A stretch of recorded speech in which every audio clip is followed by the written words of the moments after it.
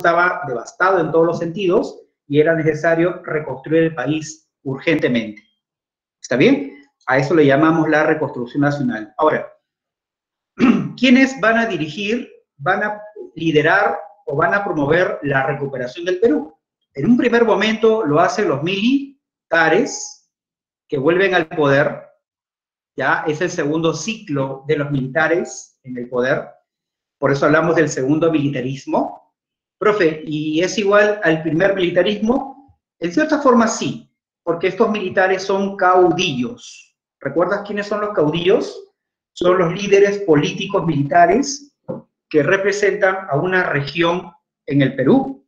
Caudillos del norte, caudillos del sur, ¿no? Esa es la imagen que va a tener el Perú. Vuelven los caudillos. A eso lo llama segundo militarismo. ¿Está bien? Y en la segunda parte de la reconstrucción nacional vamos a tener el gobierno de Nicolás de Piérola, el segundo gobierno de Piérola. Profesor, y el primero, bueno, el primero fue durante la guerra contra Chile, ¿no? ¿Recuerdas la defensa de Lima, la batalla de San Juan de Miraflores, la batalla de Miraflores, donde fueron a pelear estudiantes de la UNI, de San Marcos y murieron en los campos de batalla? Ya, esa organización de la defensa de Lima lo hace Piérola. Una defensa totalmente, digamos, devastadora, en el sentido que Lima, debido a la mala estrategia de Piérola, Lima termina devastada en general, pero ahora ha vuelto el presidente Piérola a gobernar el país. Imagínense, ¿no? Tan rápido olvidan los peruanos épocas de desastres. ¿Está bien? Ahí tenemos el segundo gobierno de Piérola. Bien. El segundo militarismo abarca desde 1883 hasta 1895. Está representado por 3 presidentes militares, caudillos. Tienes a Miguel Iglesias, tienes a Andrés Avelino Cáceres, el que estás viendo acá en la imagen, y tienes por ahí a Remigio Morales Bermúdez.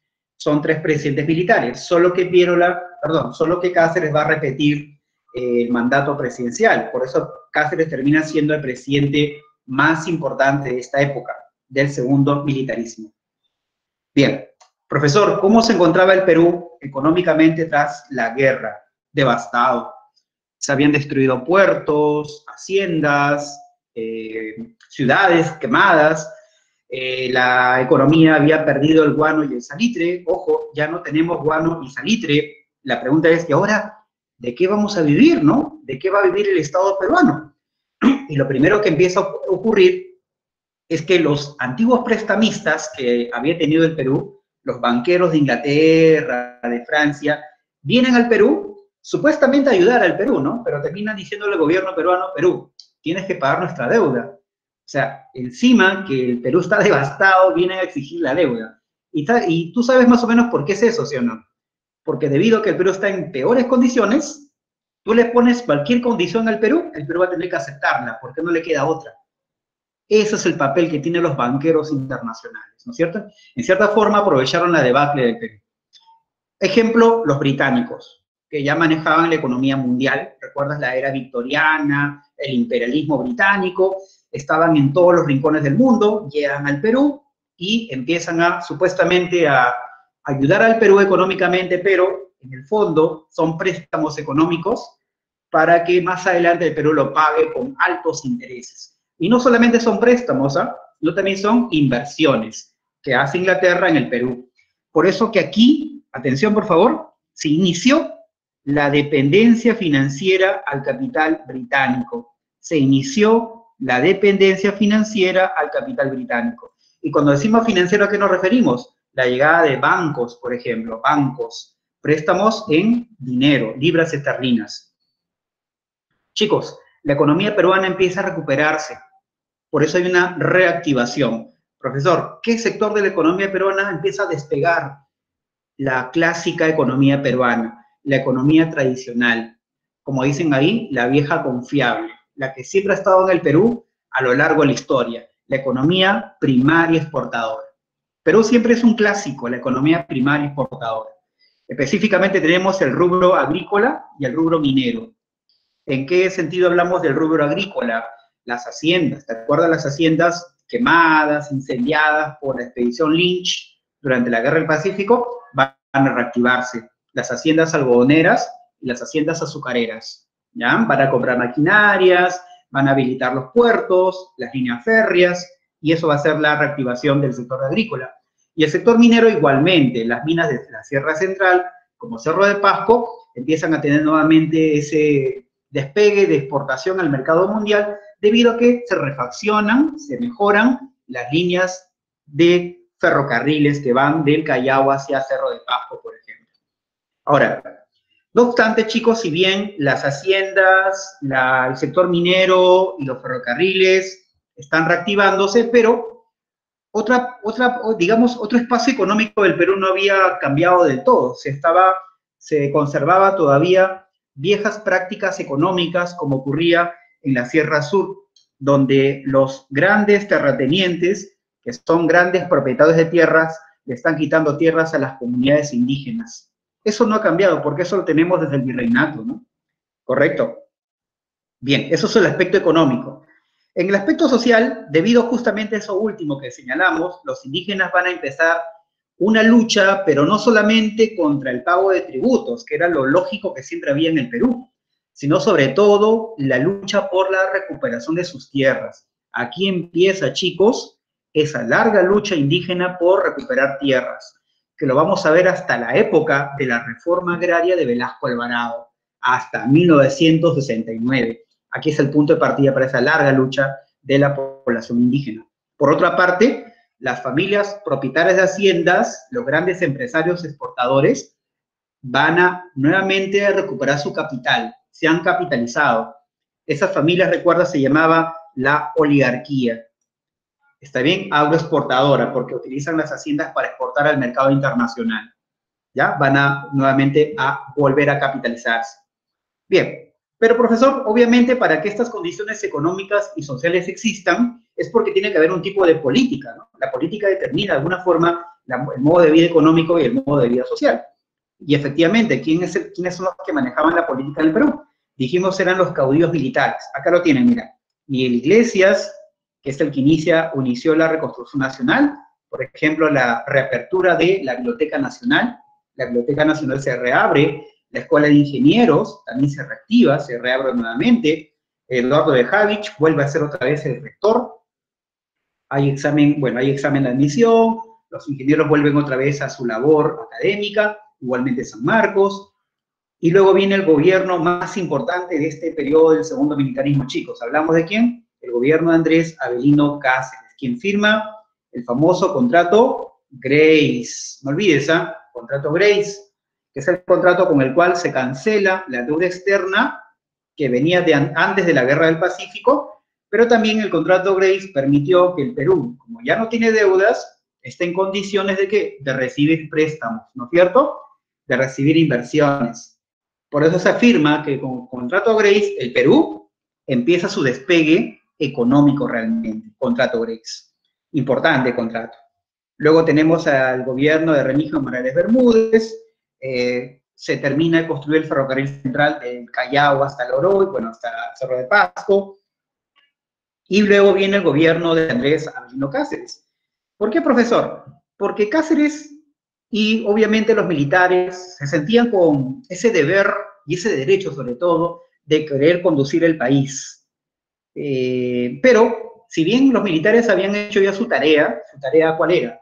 Reactivar la economía nacional, pero también había un sector de civiles que no querían a los militares que continuaran en el gobierno, por el temor a que si los militares continúan en el régimen, es posible que los problemas con Chile, que aún están pendientes, puedan agravarse y puedan llevar al Perú a una nueva guerra contra Chile.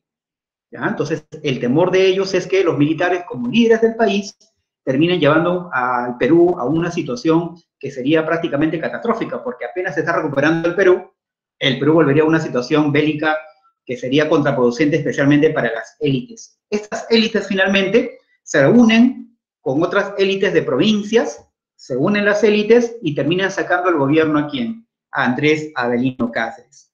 ¿Ya? ¿Cómo se va a llamar esa alianza de las élites regionales, arequipeñas, de la libertad, en fin, para poder sacar del gobierno a Cáceres. Se llamó la Coalición Nacional.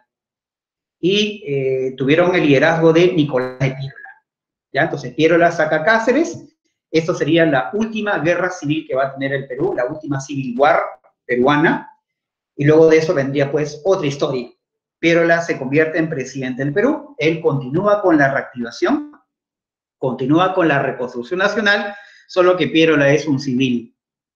Y como civil, Piérola se une con las otras élites provinciales. Pero tanto Piérola como las élites de provincias, que generalmente eran hacendados, que formaban parte del partido civil, se ponen de acuerdo en lo siguiente. Ellos dicen, el Perú no puede caer en manos nuevamente de caudillos militares. El Perú no puede caer en manos de estos grupos indígenas que se levantan en armas en todo el Perú. Recuerda que eso se llama los guerrilleros y montoneros. El Perú debe tener una estabilidad política para tener un crecimiento económico. Y para que haya crecimiento económico necesitamos que lleguen capitales extranjeros. El Perú se tiene que modernizar. Ya basta del siglo XIX, basta de guerras civiles, basta de golpe de Estado, basta que el Perú dependa del guano y el salitre. Cambiemos esto. Vamos a modernizarnos. Y eso es Piérola, chicos. Por eso que cuando tú hables de Piérola, ¿qué estás hablando? La modernización del Perú. Piérola cierra el capítulo del siglo XIX y abre un capítulo para el siglo XX. Todo lo que tú vas a ver en el siglo XX hasta los gobiernos de Fujimori, gran parte viene del gobierno de Piérola, ¿ya? ¿Qué cosa vino de él? Vamos a ver a continuación. En primer lugar, se va a crear una moneda basada en una moneda de alta ley, o sea, con alto, digamos, metal precioso, oro, para que la moneda tenga, como se dice, valor en el mercado. Y por lo tanto, estas inversiones, bueno, esta moneda que va a circular por el mercado nacional, va a permitir que se hagan mejores transacciones, ¿no es cierto? Es como si tú tuvieras el dólar o el euro que costaría mucho, favorecen las transacciones de alguna manera, ¿no? Bien, también se va a crear una compañía recaudadora de impuestos. Esto es lo que actualmente sería la SUNAT, más o menos la figura. Recauda impuestos por consumos de alcohol, de tabaco, de coca, de bienes en general, ¿ya? Y uno paga impuestos al Estado, impuestos que se terminan llamándose impuestos indirectos. De eso vive el Estado, de los impuestos, ¿no? Que da a los ciudadanos. Esa es la forma de recaudación fiscal que crea Piérola y que continúa hasta el día de hoy, inclusive, ¿no? Entonces, el Estado peruano, ojo, con esto ya no vivirá del guano y el salitre, ya no. El Estado peruano, ¿de qué va a vivir? Del cobro de impuestos indirectos, ¿está bien? De los impuestos al consumo. Aunque también Piérola prosiguió con esta vieja práctica de que el Estado venda productos que tienen alta demanda, como el caso de la sal. Eso se llama el estanco de la sal. ¿Recuerdas? El estanco es el monopolio del Estado que vende un producto al mercado, un producto de alta demanda. Y como la sal era un producto de alta demanda de los indígenas, termina generando una rebelión ayacuchana contra el gobierno. Claro que el gobierno envía el ejército y termina aplastando esa rebelión. Ahora, Piérola, ¿por qué hace el estanco a la sal? ¿Por qué quiere juntar dinero? Quiere juntar recursos para poder pagarle a Chile y así Chile pueda convocar un plebiscito. Recuerda que el plebiscito es la consulta popular que tanto Chile como el Perú deben hacer, tanto en Tacna y Arica, para hacer que, para todo caso, para determinar si estas provincias vuelven al Perú o se quedan en Chile perpetuamente. ¿Ya? Claro, el dinero no alcanzó para el plebiscito. Por eso que Chile también, por otro lado, nunca convocó el plebiscito por su parte. ¿Está bien? Y en lo político, aquí viene lo del detalle, chicos, así que más atención, mira, se da la reforma electoral planteando que a partir de 1895 en adelante, los indígenas, mejor dicho, los analfabetos, no pueden votar en las elecciones. Chicos, en ese tiempo, de cada 10 peruanos, 6 o 7 eran indígenas. ¿Está bien? O sea, solamente votaba el 30% de peruanos en las elecciones. Con esos 30% de peruanos, suficiente para que sea gobierno en el Perú. Pero la mayoría quedaba excluida. ¿Tú crees que un presidente, imagínate en esas condiciones actualmente, puede ser presidente en Perú con solamente 30% de votos? Actualmente sería criticable, no sería democrático, ¿sí o no? Pero en esos años la oligarquía lo veía como democrático. La democracia no solamente es cuando elegimos al gobierno, tiene que ver que mucho con la participación de la mayoría de personas, básicamente. Y eso implica una medida antidemocrática, por lo tanto. Esa medida va a durar, ¿sabes hasta cuándo va a durar eso? Hasta 1980, o sea, hace nomás 40 años atrás, las reformas de Piérola. Y finalmente, para que el ejército peruano sea un ejército tal como lo conocemos hoy día, llegará la misión Clement, que es una misión francesa para formar el ejército peruano. ¿Cuál va a ser la lógica de ese ejército? Mira, general, tú te preparas en la vida militar para defender el país, para defender el orden del Estado, defender la ley y el orden. ¿Ya? No puedes hacer golpes de Estado a cada rato. Tienes que alinearte con la política de Estado. Esa es la formación que se le brinda a los altos mandos del ejército, especialmente en los altos mandos oficiales de la Escuela Militar de Chorrillos. ¿Eso para qué? Para romper con esa vieja práctica, recuerda los caudillos que a cada rato hacían golpe de Estado, ¿no? Y darle al Perú más estabilidad política. ¿Está bien? Eso quiero que tomes en cuenta como algo importante. Chicos, y un detalle más, un detalle importante también fundamental, es que en esta época el Perú, el Estado peruano, como te decía, y la economía peruana en todo caso, ya no exporta guano ni salitre. Lo que se está exportando ahora es azúcar, algodón y algo nuevo. Dos cosas nuevas que se incorporan a la economía peruana o economía nacional. El petróleo y el caucho, que empiezan a aparecer en esta época. Y eso fue una pregunta que hizo la UNI en una ocasión. Decían, ¿qué elementos económicos el Perú exportó tras la Guerra del Pacífico, siendo considerados como nuevos elementos económicos? O sea, cosas novedosas. Y estaba el azúcar y el algodón, pero esto ya se venía exportando antes de la Guerra del Pacífico. ¿Pero cuál es lo novedoso? Petróleo y caucho. Recuerda que estamos en la época de la Segunda Revolución Industrial.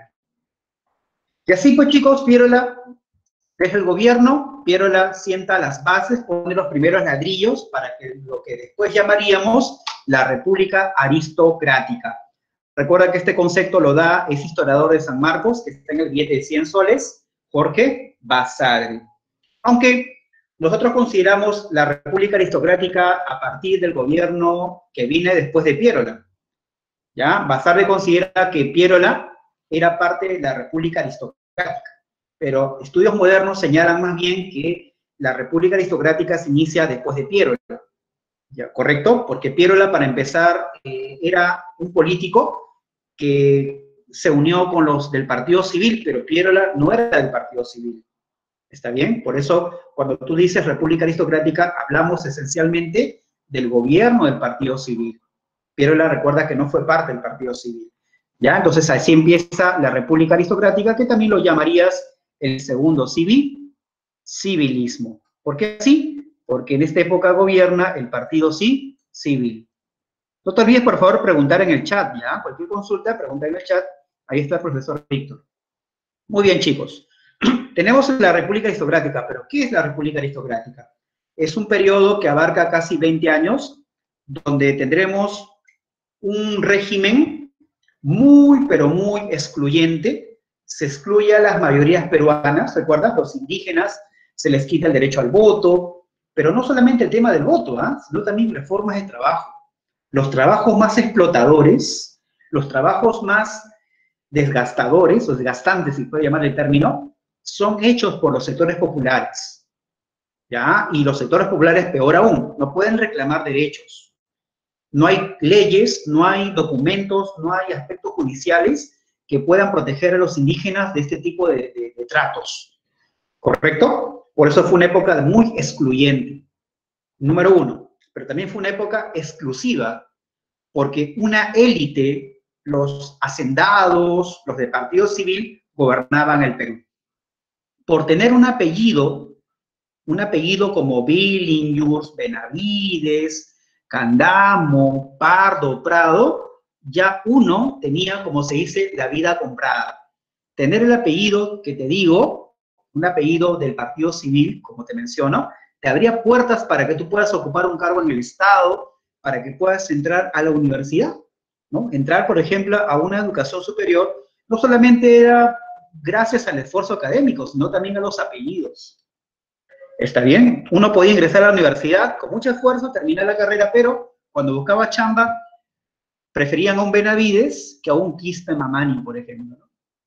A eso vamos, ¿no es cierto? Por más que uno haga esfuerzos, pero el apellido termina siendo determinante para ocupar cargos importantísimos en el gobierno. Hasta ahora todavía ves un poco de eso de repente, ¿no? Pero en esta época era mucho más abierta, mucho más público, ¿no? Ahí está. Bien, continúa todavía la dependencia del capital británico, solo que hasta esta época, chicos, hasta este periodo, el capital británico va a manejar la economía nacional en sus sectores más estratégicos. Porque luego de este periodo, cuando veamos el oncenio Leguía, el capital británico se retira en masa para que ingrese el capital norteamericano hasta el día de hoy. ¿Está bien? Luego tenemos la presencia de enclaves. Ojo, la palabra enclave significa una empresa transnacional, una empresa extranjera que invierte en el Perú en esos años, saca un recurso natural, extrae un recurso natural. Esa empresa trae sus técnicos, trae sus ingenieros, hasta trae su maquinaria, extrae todo y se retira del Perú y no deja nada a cambio. ¿Puede contratar mano de obra? Sí, contratar mano de obra indígena, pero no deja inversión, progreso, no deja ni siquiera un colegio por ahí para los niños, ¿no? O sea, en términos exagerados, pero ese es un enclave. Un enclave viene a un país, extrae recursos y se retira. Y se lleva la riqueza a otro territorio, bueno, a su país de origen, ¿no? Ese es un enclave. ¿Dónde ocurría más esto? La actividad minera y la actividad petrolera, básicamente, ¿no? Minería en el centro del país, en la Sierra Central, y el petróleo en Piura, básicamente. ¿Está bien? Especialmente, ¿quién estaba en este rubro? En un principio los ingleses, pero luego los norteamericanos. ¿Está bien? Esos son los enclaves. Actualmente hay enclaves. Tendríamos que ver, evaluar, ¿no? Evaluar en todo caso la situación. Pero en ese tiempo de enclaves sí es un rasgo importante del imperialismo, que era el contexto que vivía el mundo en esos años. Y por otro lado, chicos, las haciendas alcanzan su auge.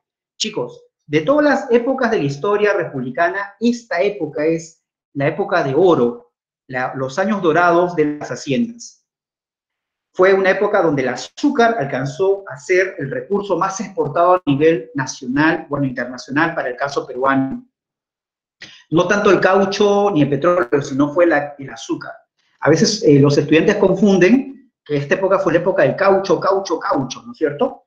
Pero en términos de volumen, lo que se exportó más en estos años fue el azúcar. Ten en cuenta ese detalle, ¿ya? Ahora, estas grandes inversiones extranjeras se realizaban tanto en el sector petrolero, el sector minero y el sector agrícola, las haciendas. Pero a pesar que contaban con tecnología, siempre se requería mano de obra. Por eso los gobiernos de la República Aristocrática van a establecer formas de trabajo. Bueno, hoy día no existen estas formas de trabajo como tal, porque fueron obviamente modificadas por la ley, por los procesos sociales, pero en su época fueron, digamos, muy detestables. Y no detestables en el sentido que eran muy explotadoras, sino que prácticamente colindaban con formas de esclavitud. Para que vean el caso extremo de que el capitalismo no siempre trae modernidad a los países, ¿no? También trae de alguna forma elementos de atraso en ese sentido. Ejemplo, tenemos el enganche, que era un contrato que se le hacían a los indígenas para que vayan a trabajar tanto a las haciendas como a las minas. Imagínate, ustedes son indígenas que viven en una comunidad campesina a 3.500 metros o 4.000 metros sobre el nivel del mar. Entonces, las empresas mineras llegaban a esa comunidad, invitaban a los indígenas a que vayan a trabajar a la mina, les daban un dinero por adelantado. Los indígenas, en su ignorancia, qué sé yo, firmaban contratos con puntos, comas, en fin, aceptaban las condiciones y iban a trabajar a las minas durante 6, 7 meses que duraba el contrato, y cuando terminaba el contrato, aparentemente se le iba a pagar la segunda parte de su contrato al indígena, porque se le había dado un adelanto. Pero al final, cuando se le daba el segundo pago, también además se le presentaba una lista de todos los productos que el indígena había consumido en la mina. Por ejemplo, agua, bizcocho, vela, que terminaba siendo mayor el costo a lo que recibían como segunda parte de su sueldo o de su contrato. Así que ellos tenían que pagar esta nueva deuda y quedarse a trabajar 6 meses más. Y así, imagínate, prolongaban su presencia en la mina 1 año, 2, 3, 4 años. El indígena tenía que ser austero, gastar menos para poder romper esas deudas. Al final se liberaba. Eso se llama el enganche. Un contrato de adelantos, engaños y maltrato, por otro lado. Eso era una forma común que lo practicaban empresarios norteamericanos en las minas y hacendados de la costa norte y la costa sur. Ese es el enganche. La forma de trabajo más usada durante la República Aristocrática en haciendas y empresas mineras. Imagínense ustedes, ¿no? Sin embargo, también donde no había inversión extranjera, por ejemplo, sea el caso de los latifundios. Ustedes saben que los latifundios son grandes propiedades de tierras que se encuentran en la Sierra Central o en la Sierra Sur y están en propiedad de los gamonales, que son estas autoridades que tienen estas tierras bajo su poder y además son autoridades políticas que están alejadas de la ciudad, ¿no? Viven en zonas rurales alejadas en sí del poder central. Ellos pueden no contratar, sino ocupar tierras que no les pertenecen, son tierras de las comunidades indígenas. Y de pronto, imagínense ustedes, son parte de una comunidad indígena, pasan el tiempo y se dan cuenta que sus tierras están dentro de los latifundios. Viene el gamonal y les dice, ahora tienen que pagar tributos. ¿Pero por qué? Si esas son nuestras tierras. Es que sus tierras están dentro de mis tierras. ¿Ya? Y si no quieren pagar tributos, se les quita sus tierras. Y efectivamente, a punta de la violencia, se le quita las tierras a las comunidades tienen que, de alguna forma, reclamar, o sea, no hay forma de reclamo, y terminan siendo convertidos en yanaconas o sirvientes del gamonal. Ese es el famoso yanaconaje, que se practicaba en los latifundios. Pero como también ya habíamos señalado, en esta época de la República Aristocrática, el caucho se convertiría en el recurso más importante de la Amazonía, y para sacar el caucho, ¿a quién tendríamos? A los caucheros norteamericanos en general, ¿no? ¿Cómo sacaban el caucho? Bueno, contrataban a los aborígenes de la región amazónica, a Xánicas, Maxilengas, por ahí, a Guarrunas, los obligaban a buscar el caucho para que obviamente sea exportado al mercado norteamericano. Ahí está la empresa Goodyear, por ejemplo. Y este tipo de, digamos, enganches caucheros, porque tenían más o menos la misma forma, se llamaban las habilitaciones. Por supuesto que los aborígenes rechazaban esa forma de contrato que era terrible, pero ¿qué hacían los caucheros? Los perseguían, los atrapaban y los encadenaban tal como ves acá en esta fotografía real, ¿no? Esto es real, por si acaso. En pleno siglo XX, en pleno momento del imperialismo, que es la fase superior del capitalismo, el capitalismo sigue usando elementos atrasados, ¿no? La esclavitud. A eso se llama las correrías, esclavitud cauchera. ¿Quién permitía eso, profesor? Los gobiernos de la República Aristocrática. Porque recuerda que Lima era el centro del Perú. Aquí empieza formalmente lo que llamamos hoy día el centralismo limeño. ¿Ya? Por eso el Partido Civil crea esta estructura de poder desde Lima. Hay una fuerte concentración del poder en Lima y obviamente en la costa porque están allí las haciendas. Por otro lado, como el Estado peruano no llega a los rincones más alejados del Perú, ¿quién se fortalece ahí, chicos? Los gamonales, ¿sí o no? Hace una relación. A menor presencia del Estado peruano, más gamonalismo, más poder de los gamonales, porque el Estado no está allí para hacer sentir su política nacional. ¿Correcto? Ahí está. Eso sería una de las causas del por qué, chicos, en estos lugares alejados de Lima no llegaban escuelas, vías de comunicación, había un alto nivel de analfabetismo, abuso, son elementos que atrasaron al Perú. No estamos hablando de los indígenas, hablamos del gamonalismo, ¿correcto? Entonces, esas son las condiciones que se crean ya en el siglo XX. Bien, y eso obviamente se va a reflejar en rebeliones campesinas, ¿no? Rebeliones indígenas, para ser más exacto, porque el concepto campesino viene más adelante, acá son rebeliones indígenas, ¿está bien? La más importante, la rebelión de Rumimaki, en Puno. Recuerda que los indígenas, ¿por qué se rebelan? No solamente contra el pago de tributos, sino también contra la expropiación de sus tierras, ¿no? Causa principal. Aquí tenemos los gobiernos de la República Aristocrática. Yo te los voy a dividir de esta forma, ¿ya? Cuando lo que subrayo aquí, López de Romaña, José Pardo y Barreda y Augusto Beleguía, vamos a llamarle presidentes del auge de la República Aristocrática. Te lo pongo acá, auge. Apunta, por favor, ¿ya? Ahí en tu material puedes también anotar. Auge. Tanto Romaña, Pardo como Leguía. Pero a partir de Billinghurst para adelante, ¿qué vendría? Una crisis. ¿Debido a qué? Ahora vamos a explicar, así que mucha atención. Bien, el auge de la República Aristocrática se debió, en primer lugar, porque la economía funcionaba bien. ¿No es cierto? La economía nacional primaria se exporta, azúcar, algodón, petróleo, caucho. Todo estaba chévere en la parte económica. Hasta ahí la economía. Pero en la parte política viene el problema también. Viene el problema en todo caso, porque el partido, bueno, más que problema, vienen algunas situaciones un poco complicadas, porque el partido civil no es el único partido político. Hay más partidos políticos. Un solo partido político no puede gobernar. Tiene que aliarse, tiene que buscar alianzas en el Congreso. Y eso es lo que funcionaba en ese tiempo. Las alianzas políticas le daban estabilidad al Perú. Pero en lo social no era así. En lo social, la población marginada, explotada y excluida está empezando a reclamar. ¿Por qué, profesor? La gente en el Perú empieza a reclamar, no solamente por las condiciones económicas que vive, sino también la ideología. La gente trabajadora en el Perú se está politizando con la ideología. Especialmente, ¿qué ideología vas a encontrar allí? En los sectores populares.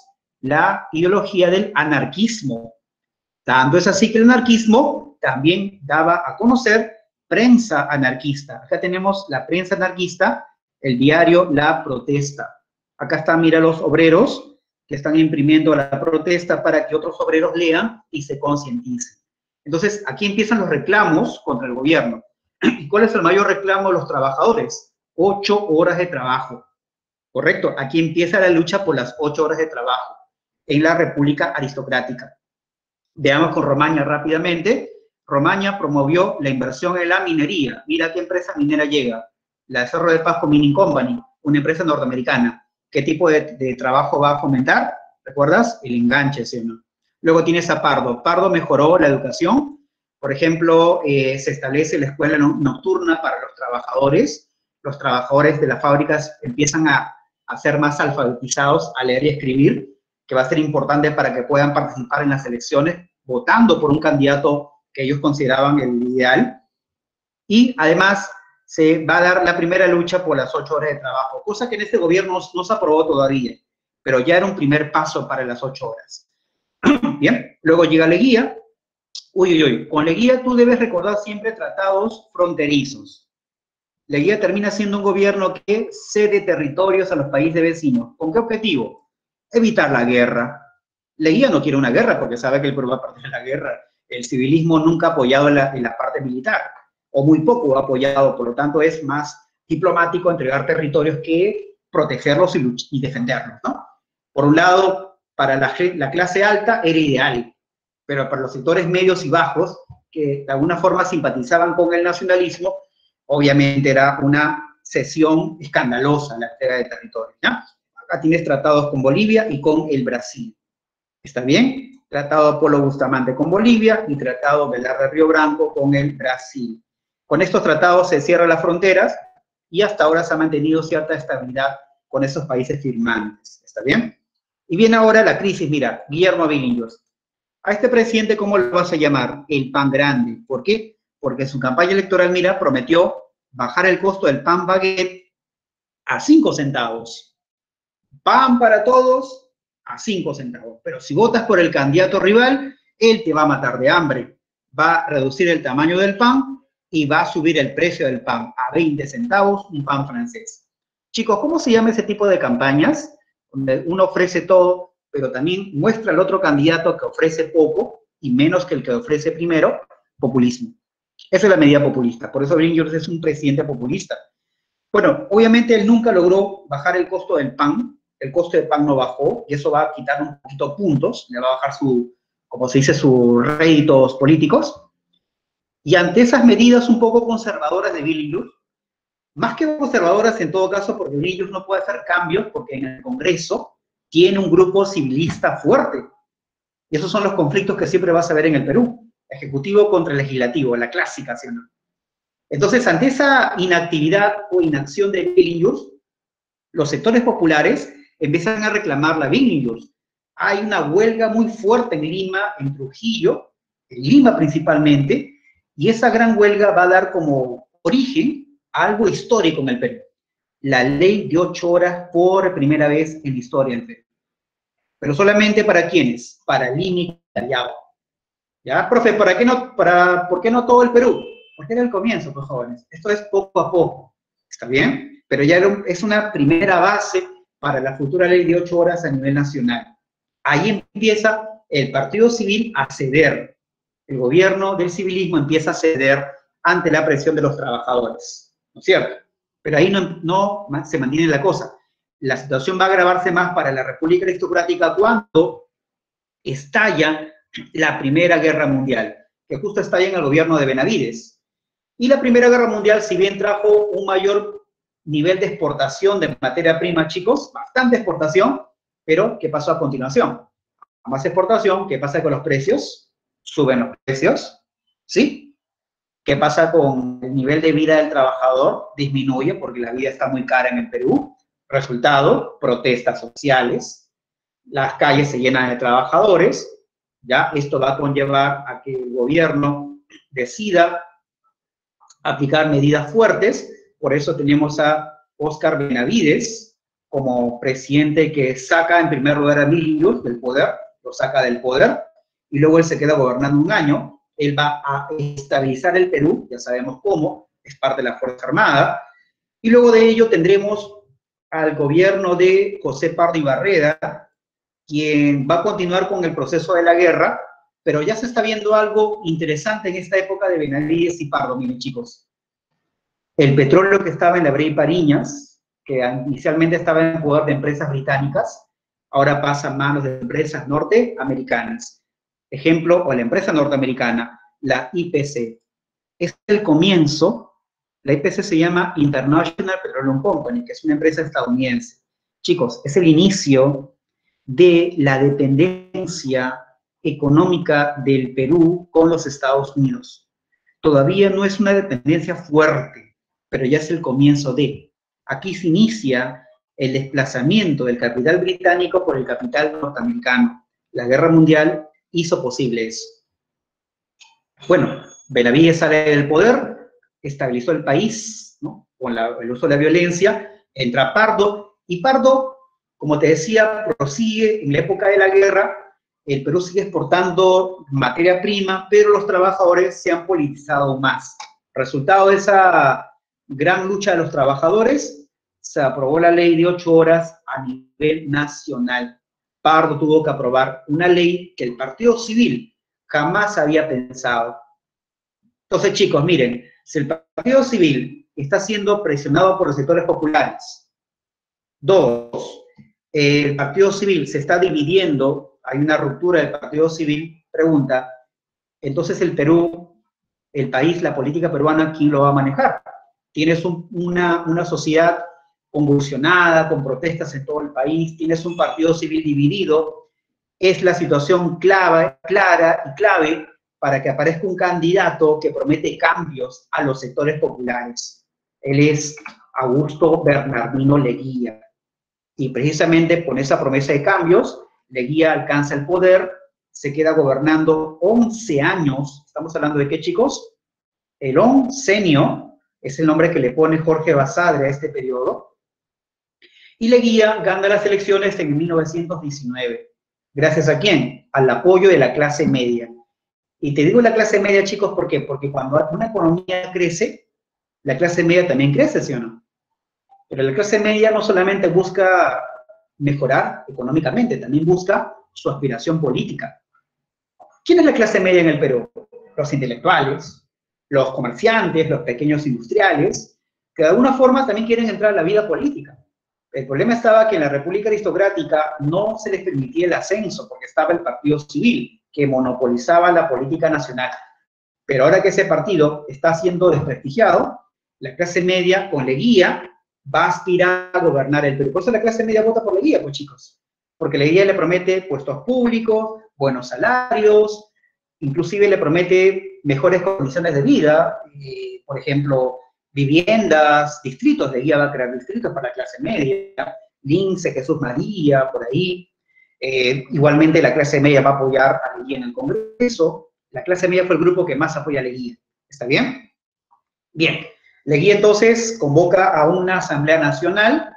La Asamblea Nacional él lo convoca porque en 1919 él gana las elecciones, ¿de acuerdo? Pero el Congreso del Perú, que estaba en poder del Partido Civil, no quiere reconocerlo como presidente. ¿Qué hace Leguía? Disolver. Bueno, disolvió el Congreso. Profe, la palabra disolver me hace recordar a un presidente peruano de origen japonés. Tú vas a ver muchas comparaciones entre ese presidente de origen japonés y Leguía. Hay muchas semejanzas, muchísimas semejanzas. Una de ellas es que Leguía, al igual que Fujimori, cierra el Congreso. ¿Para qué? Para convocar una Asamblea Nacional.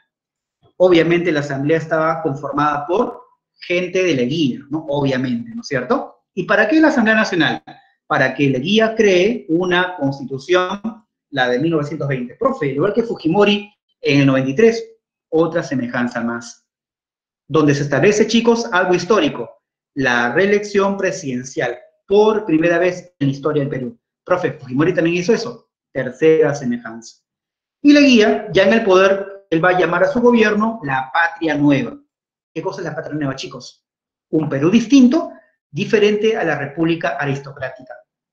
Leguía promete más empleo, modernizar el Perú con más economía, más inversiones, hacer que la gente pueda ascender a la vida política, la clase media sobre todo, y eso es la idea de Leguía, ¿no? Modernizar el Perú, pero abriendo el mercado ya no al capital británico, sino al capital norteamericano.